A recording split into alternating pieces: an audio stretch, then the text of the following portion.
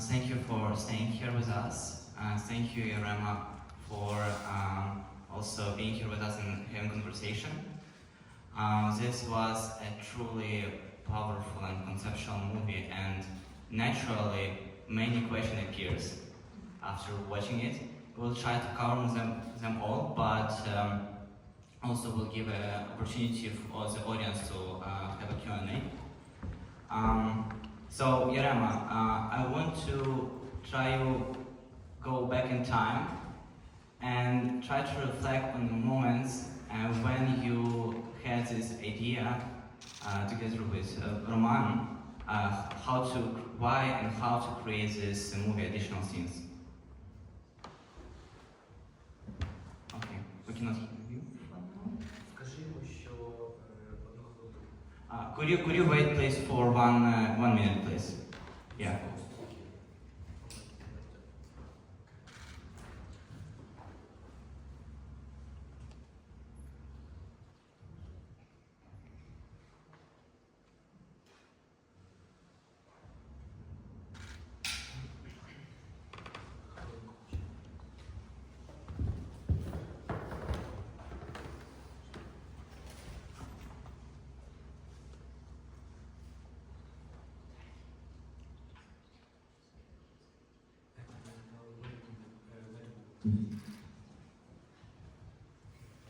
Can you hear me? Yes, we can hear you. We can hear you. You can hear me? Okay, you can hear me. Okay, so yeah, once again, thanks for coming over. I can't see the audience, but hope you guys enjoyed the film, and thanks for having me. I am co-director of this film. I made it together with Roman Khimei, and yeah, unfortunately he cannot be here today with us, but thanks for the question, and it's actually an interesting story behind, I think, at least because we came up with this in 2023. We were thinking a lot about basically this overwhelmingness of war and how it affects the life in Ukraine, like in the civilian part. In rear, so to say, not in the front, but in the rear, and it felt like, and it still feels like that, I think, when you coming from leaving your apartment, going somewhere, you know, to meet with friends, or just having a coffee or having a dinner in this, so to say, normal places, like usual common places. What everybody other people do everywhere around the world, and it feels that it's a bit surreal, and this surrealness, this state that you don't really feel that it's the reality. Then we started to question ourselves, so where to find this reality, and or at least how to comment on this surrealness of this everyday life, which is outside from the front line.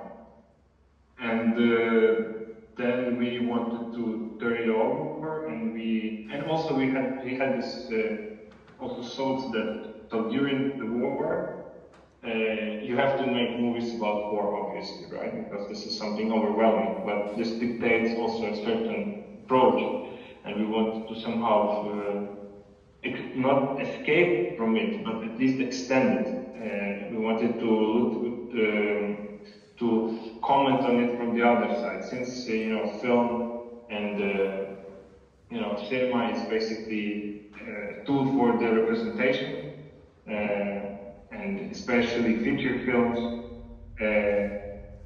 And we question ourselves, like, how do we do feature fictional stories about war when the war is actually going on right now? It's present, it's like everywhere. You can't just, imagine something if it's already there. Of course you can do documentaries, but this is another genre. But what to do with this whole, body of this realm of the feature fictional movies and different this zone of imagination. How do we address the cinema, medium cinema from that perspective? And that led us to this idea that what if we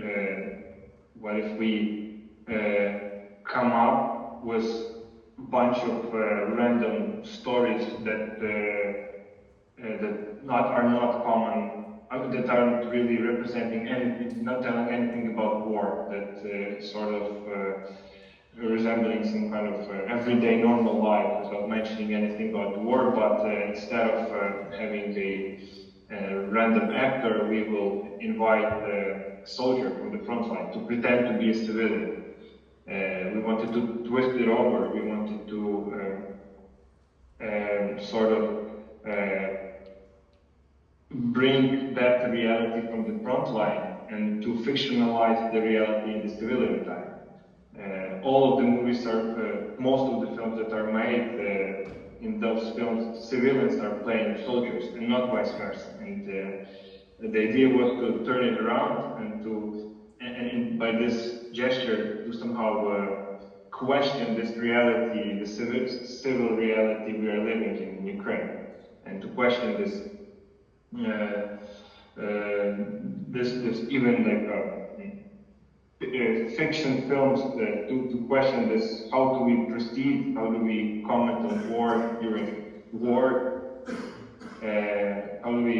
How should we come up with these fictional-like ideas when so many extraordinary and horrific, terrible things are happening right now, in this very moment? And so, yeah, maybe pretty vaguely, but that was some kind of general thoughts we had in mind when we were working on this film project. Yes. Yes, you definitely invite us to reconsider the line between civilian and soldier, as many soldiers have been civilian, like in the first place before, and it in Ukraine becomes in a way blurred, right?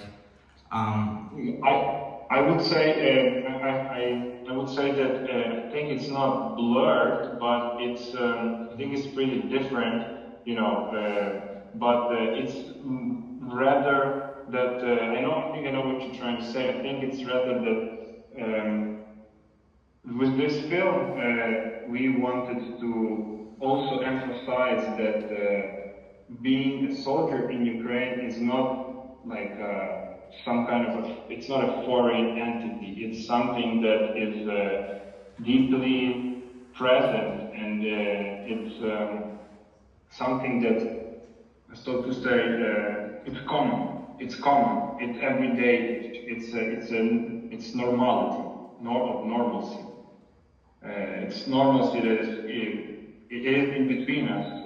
But of course, the civilian and the soldier, it's completely two different worlds, and but not in that sense that not that alienated from each other as they were before Russian aggression, or how they are, I think, in most of Europe, where people perceive soldiers as some kind of, some different foreign entity that you don't want to, approach or something like this. How do you think society can better integrate or support people who return from war, especially after your experience working with Pavlo? The society, I think from the reviews we received on this movie, I think, to a certain degree it gives this, it starts this question about the agency of the soldier, agency of that basically the agency of the soldier can be super broad, and it can extend to even like pretending or like mocking or sort of playing around the topic of playing around these characters from a civilian life. So I think we gave some agency to Pavlo, and I think I also have to add that Pavlo Aldoshyn, it is written in this disclaimer in the movie, but at the end, but I just want to emphasize once again that he used to be an actor. Yes, yes. So he's a trained actor, and he then, after playing a soldier, during the rehearsals, he trained to be a sniper. He then became one after the Russian full-scale invasion. So that was also something really important, because we didn't want to just find a real soldier without acting experience and make him do what we want. This is a professional actor at the same time a soldier. So it was striking to see and experience how he, being so deeply involved in everyday combat, he wasn't coming back since that time to Kyiv. Since 2 years, he was all the time in the east. It was first time he came back to the city, and so he was sort of. We were struck by his solemn behavior while on the breaks between takes. He was, completely. You can feel that in his mind he was a stranger to this coffee shops and other locations. But on set, when we were set action, he completely turned into this a normal dude, some a bit annoying normal dude from nearby, a coffee shop. So that's I think this moment when I think we realized that we extended this image of a soldier. We extended it to some other ways. That it's not just this idealized image of a defender that just is born to do it, or we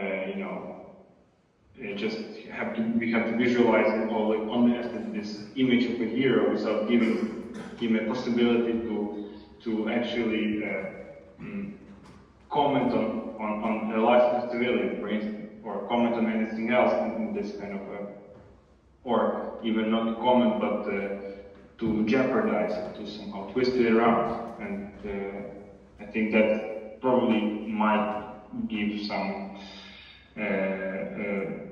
interesting thoughts to Ukrainians that maybe, have some questions or have some distance to soldiers. But I don't think there are many. I think for sure in Ukraine people do understand that it's not something different. At least, to my opinion. Yes, Pavlo is acting civilian life, as you were saying, and it also made me think that we are all play some identities that we create in our brain, in our mind. I'm an interviewer right now, you're artist, and we play along with those identities. And also I really much enjoy the way how you put it in the movie, when there was a moment when Pavlo is in the bedroom and he is saying that why I see your dad appears here right now at this moment, like this pattern that we play along. Did you also wanted to, how did you wanted to reflect on this? Did you also wanted to reflect on this part as well? Not only civilians and soldiers? There is a backstory to that scene actually, because it's not, since we were, since we wrote this few scenes, probably, in half an hour, not the concept. It took a long time to conceptualize it and to find this ideal approach to this film. But these few scenes, the mother, with the father conversation, this fight with girlfriend, and a few others.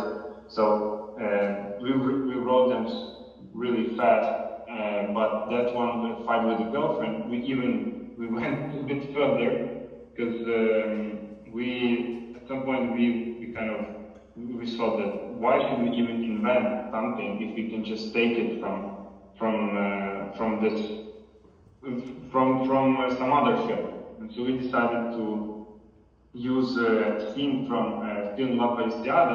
I'm pretty sure you guys are going to screen it, or already screened it in your festival, by Felice Vicento. So we took one of the scenes where actually I am one of the actors in that scene. I'm playing the man in a bed. So we took that scene and we sort of copied it, not exactly, but we copied the situation. We invited also Sana Stakmuradov, who is an actress in that other film. So that film was released pretty much at the same year in Ukrainian cinema. So it was something that we took from just that was standing on the side, because it's a bit about that as well, that you can, just,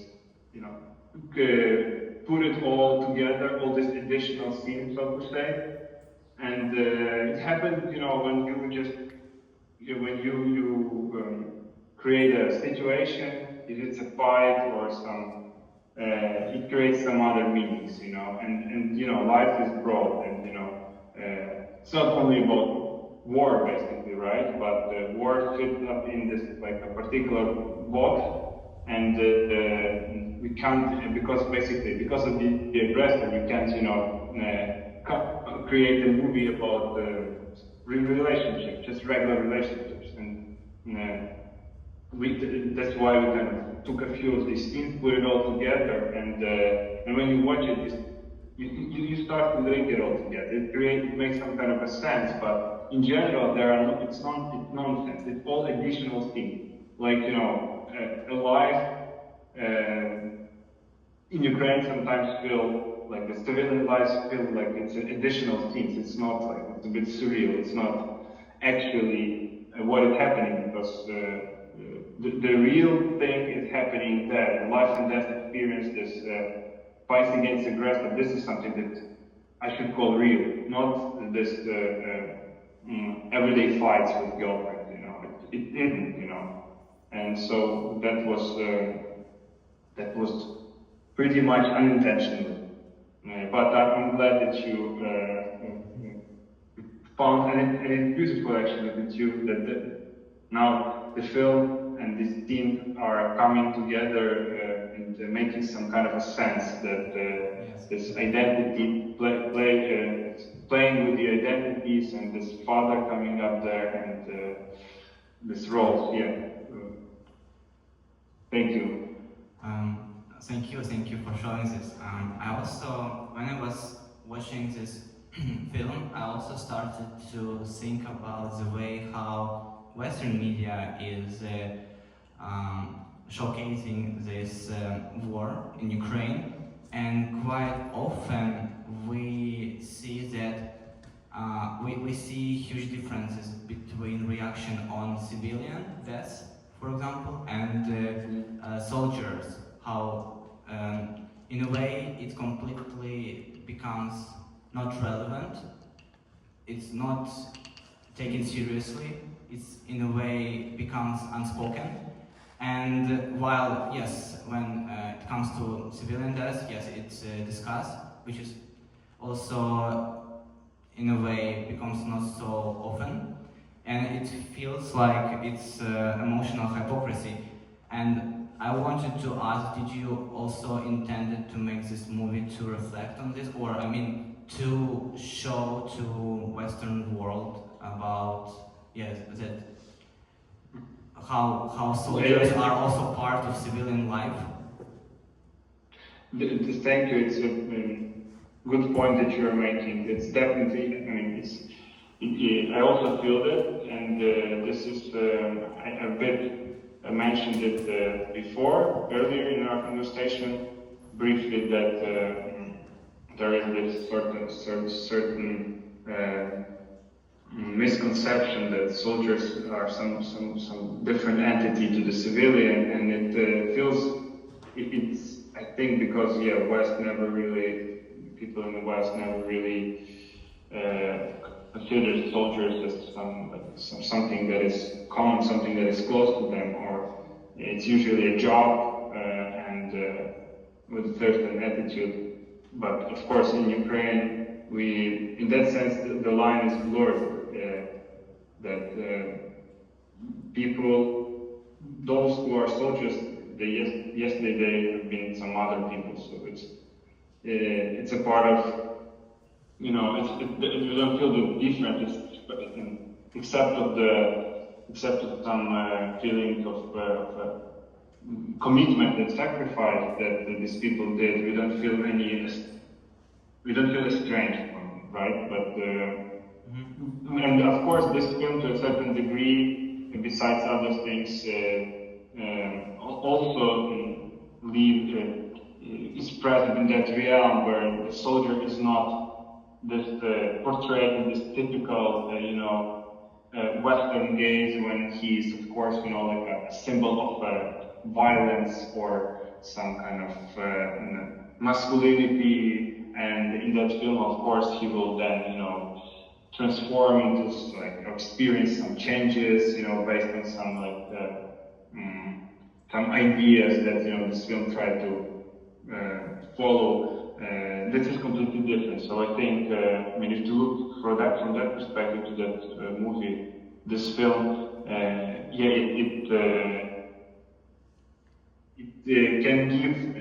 gives this opportunity to look at the soldier from the other perspective, not from this perspective that, as I said, usually is portrayed in Western cinema. And I hope some people will notice this different approach to this portrayal of a soldier. What about European intellectuals? I'm asking this question because previously you did the work The Wanderer in 2022. It's a fascinating piece. Very encourage you also audience to watch it if you didn't. And it was mainly addressed to Europeans and the way how they reflect on Russian culture. I mean, you can say it more, of course, if you. But no. I'm just curious about. Do you see any shifts? It's been 3 years from when you did this work. So, do you see any shifts in these regards? Well, I think I do, because when we come up with this idea of this work, and we filmed it 3-4 weeks after the invasion, so it was really swift and quick reaction to the Western sort of Western intellectual approach to the war as a kind of jury or some kind of mediator that stands beyond this conflict, right? And now I think it slightly shifts, and it feels, I think, especially in Germany, I can feel that, for instance, because we addressed mostly like German intellectuals, because we refer to the Wanderer, to this German romanticism, etc. I mean, I can feel that, at least this question became something on the table. The question of how should we perceive Russians, and how do we sort of understand, how do we put them in our, history? How do we approach them, since they were like sort of the ones who defeated Nazis, and they saved our, as they can say, our country, but now they are doing horrible things, and how should we address them now? And this question arises, and I can feel that it's slightly changing. I mean, it feels that this approach became more common. At the beginning, there were just a few like conversations about it, and now it's I think it's bigger. But yeah, that's it's hard to say more. I think it at least for me it feels that this approach slightly changes. Maybe from some particular type of intellectuals, but there are of course those who have this deeply rooted idea about, based on, I don't know, on this pacifism, late 60s, 70s pacifism ideas, Cold War, this trauma, and they don't quite understand that that doesn't work anymore, unfortunately, at least in my opinion. Yes, I remember. I remember you or Roman mentioned once that after some German intellectual watched that piece, and he was starting asking question, "Oh, did you want to provoke Russian? What would Russians say?" But it was completely like into the point that no, it's totally work about you and the way how you all the time starting thinking from the perspective of Russian. And don't take Ukraine as a subject, right? I mean, I hope that with time, with this war, this shift on understanding changes.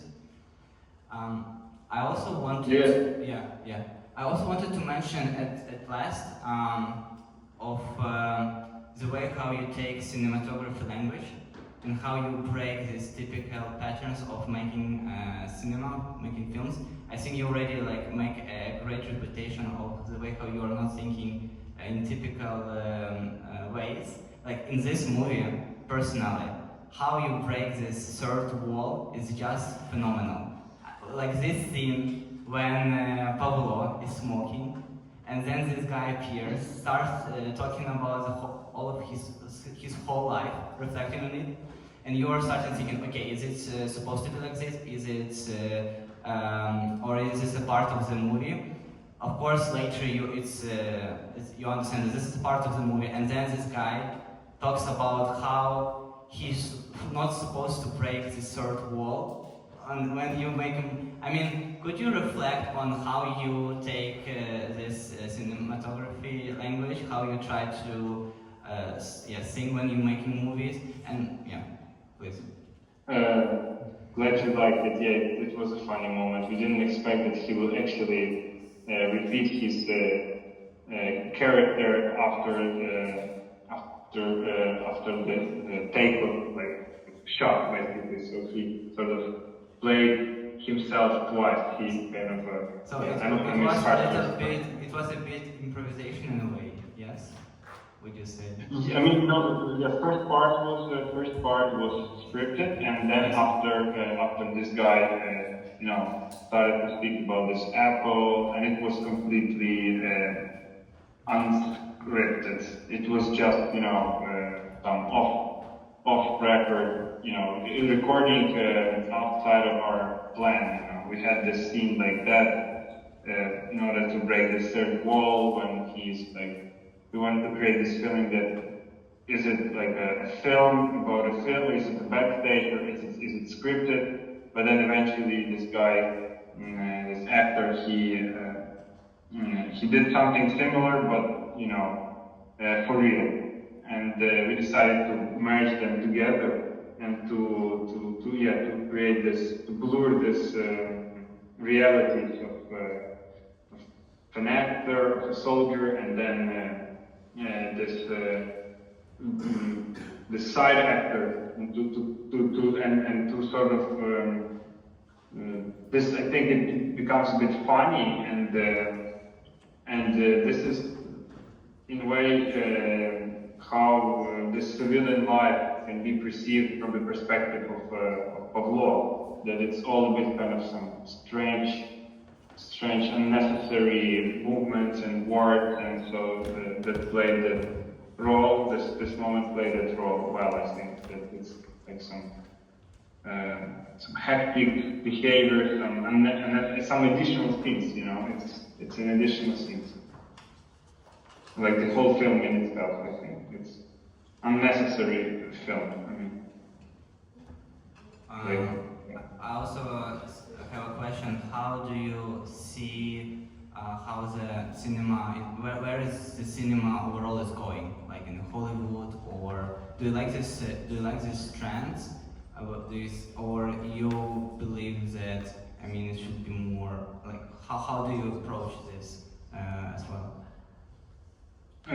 What kind of trend do you mean? I mean, overall, like movie making. Like, do you see that is it going the right way, or and how do you like to challenge this?